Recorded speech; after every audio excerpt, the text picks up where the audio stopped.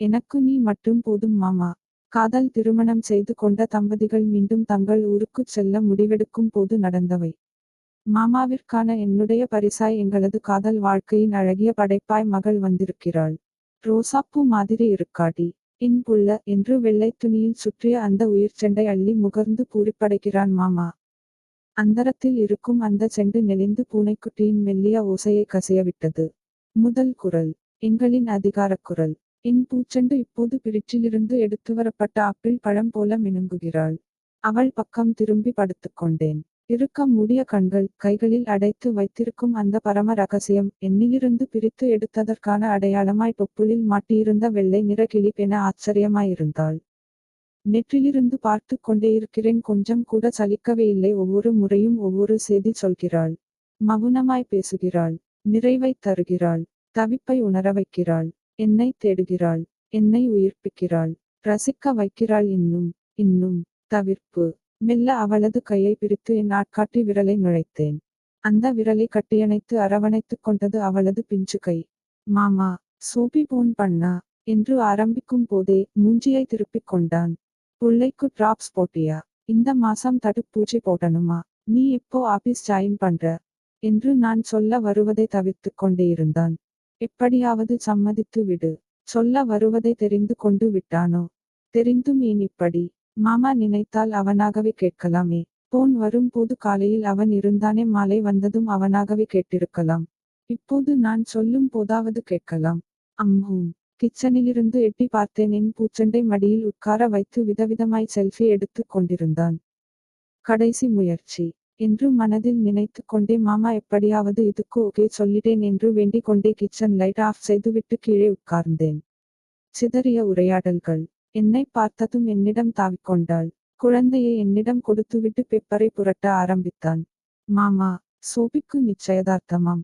பையன் ஐ.டி. வேலை பார்க்குறானாம். அப்பத்தா என்னைய கெட்டுச்சாம். கிணத்துல தண்ணி சுத்தமா போயிடுச்சாம். மேல் போர்ஷன் கட்டி முடிச்சுட்டாங்களாம். ஊர் பஸ் ஸ்டாண்டு இப்போ மாத்திட்டாங்களாம். உமா டீ ஸ்டால் எதிர்க்க தான் பஸ் ஏறணுமாம். இறங்கும் போது உச்சிப்பிள்ளையார் கோவில் கிட்ட இறக்கி விடுவாங்களாம். இறங்கும் போதும் கொஞ்சம் தொலைவு தான். காலையில் எங்களுக்குள் நடந்த உரையாடல்கள் சிதறி சிதறி வந்து விழுந்தன. வார்த்தைகள் வந்து விழ விழ மனம் சற்று அமைதியானது. மீண்டும் கேள்வி. இதுவரையில் அடைத்திருந்தது ஏதோ ஒன்று விலகிவிட்டது போலத் தோன்றியது. பேப்பரை மடித்து வைத்துவிட்டு என்னருகில் கீழே உட்கார்ந்தான் மாமா. என்ன இப்போ? சொல்ல தயக்கமாயிருந்தது. அதை விட வெட்கமாயிருந்தது. கீழே குனிந்து கொண்டே ஒண்ணுமில்ல, சோஃபியும் நானும் போன் பேசினோம் அதத்தான். என்று முடிக்கும் முன்பு எப்படியாவது நீயாக புரிந்து கொள்ளட என் மடசாம்பிராணி என்ற வேண்டுதல் கண்ணீராய் வெளிவந்துவிட்டது. இப்போது எனக்கு நேரெதிரே வந்துவிட்டான். கைகளை எடுத்து தன் கன்னத்தில் வைத்துக் கொண்டு மீண்டும் கேட்கிறான். என்ன? கைகளுக்கு முத்தம். ஒண்ணுமில்ல மாமா. சன்னமாய் வார்த்தைகளை உள்ளிழுக்கிறேன். அவனே தொடர்ந்தான். சோபிக்கு நிச்சயதார்த்தம்.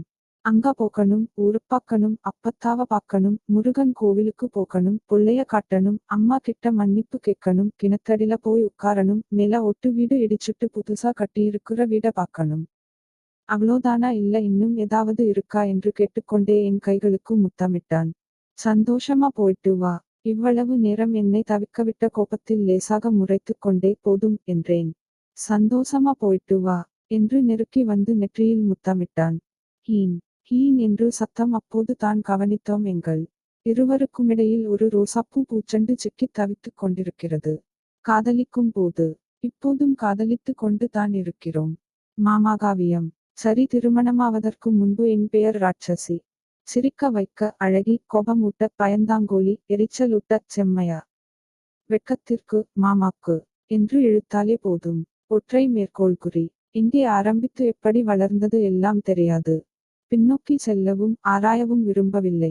பார்த்தால் பிடிக்கும். உயிரோடு இருக்கும் வரை உடனிருக்க சொல்லும். சண்டையிட்டால் தவிக்கும். பொய் சொன்னால் அழுகை வரும். உலகையே எதிர்க்கும். சிரிப்பில் கலந்திருக்கும். மகிழ்வில் ஒளிந்திருக்கும். கண்ணீரில் கரைந்திருக்கும். இதற்கெல்லாம் நீங்கள் காதல் என்று பெயரிட்டால் நான் மாமாகாவியம் என்று பெயரிடுவேன். திருமணத்தில் முடிந்த உரையாடல். அத்தனை இஷ்டம் எனக்கு. திருமணத்திற்கு நாங்கள் பெரிதாக அலட்டிக் கொள்ளவில்லை. ஏதோ ஒரு உரையாடல் சண்டையாய் உருமாறிக் கொண்டிருந்தது.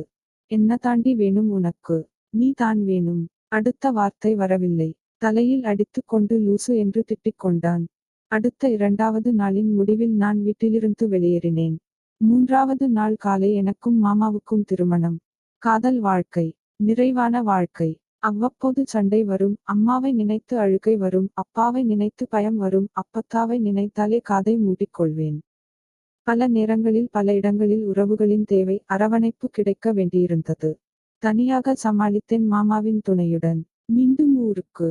நாளைக்கு ஊருக்கு போகப்போறோம் என்ற உற்சாகத்தில் 3 நாட்களுக்கு தேவையான எல்லாவற்றையும் எடுத்து வைத்துவிட்டேன். காலையில் எழுந்து பாப்பாவுக்கான பிளாஸ்க் மட்டும் நிரப்பிக் கொண்டால் போதும். சிகரெட்டை புகைத்துவிட்டு வாய் கொப்பளித்தபடி மேடம் ரெடியாகிட்டீங்க போல என்றான். நான் பதிலேதும் சொல்லவில்லை.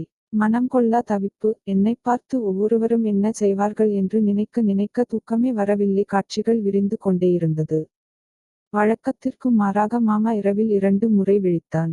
2 முறையும் பால்கனிக்கு சென்று புகைத்துவிட்டு ஹாலில் படுத்துக் கொண்டான். நினைவுபடுத்திக் கொண்டே ஊருக்கு போனும்ல என்று எழுப்பியதிலிருந்து காலையில் தோசை சுட்டுக் கொடுத்து குழந்தைக்கு பால் கலந்து புகட்டினான். நைட் புள்ளைய தூக்கிட்டு அலையாத பனி சேராது. நிச்சயதார்த்தம் அப்போ ப்ளூ கவுன் போடு, தலையில போடுற பெயிண்ட் எடுத்துட்டல்ல போன் சார்ஜர். ஒவ்வொன்றாய் கேட்டு நினைவுபடுத்தினான். தங்கம் பத்திரமா போயிட்டு வா, பாப்பாவ ஜாக்கிரதையா பாத்துக்கோ, போன் பண்ணு சரியாடி என்று கதவை தாளிட்டு பஸ் ஏறும் வரை பேசிக்கொண்டே இருந்தான். பஸ் கிளம்பிவிட்டது. மறையும் நினைவுகள். சரி மாமா, நீ ஒழுங்கா சாப்பிட்டு 2 நாள்ல வந்துருவேன், எல்லாம் பாத்துக்குறேன். போன் பண்றேன் என்று டாட்டா காண்பித்தேன். 4 மணி நேரப் பயணம்தான். மறைந்து போகும் ஜன்னலோரக் காட்சிகளைப் போல நம் நினைவுகளும் மறந்து போனால் என்ன என்று தோன்றியது. சிறிது நேரம் கண்மூடினேன். மாமா அலுவலகத்தை அடைந்திருப்பான். போன் செய்தேன், எடுக்கவில்லை. 2வது முறை போன் செய்தேன், மீட்டிங் என்று மெசேஜ் வந்தது. இரவு மணி 7 ஆகிவிட்டது. நீ மட்டும் போதும். மாமா பைக் சத்தம். கங்கா அக்கா வீட்டில் பாப்பாவை விட்டுவிட்டு வெராண்டாவிற்கு சென்றேன். ஹெல்மெட்டை கழற்றியவனுக்கு அதிர்ச்சி. எதுவும் பேசவில்லை. மேலும் கீழுமாய் பார்த்தான். அவன் மனதில் பல கேள்விகள் எழுந்து கொண்டேயிருந்தது. வார்த்தைகள் ஒன்றும் வெளிப்படவில்லை. இடுப்பை அணைத்து நெஞ்சில் சாய்ந்து கொண்டு சொன்னேன். நெற்றிலிருந்து அடக்கியிருந்த வார்த்தைகள் யாவும் கண்ணீராய் கொட்டியது. மறுபடியும் அழுத்த உச்சரித்தேன். எனக்கு நீ மட்டும் போதும் மாமா.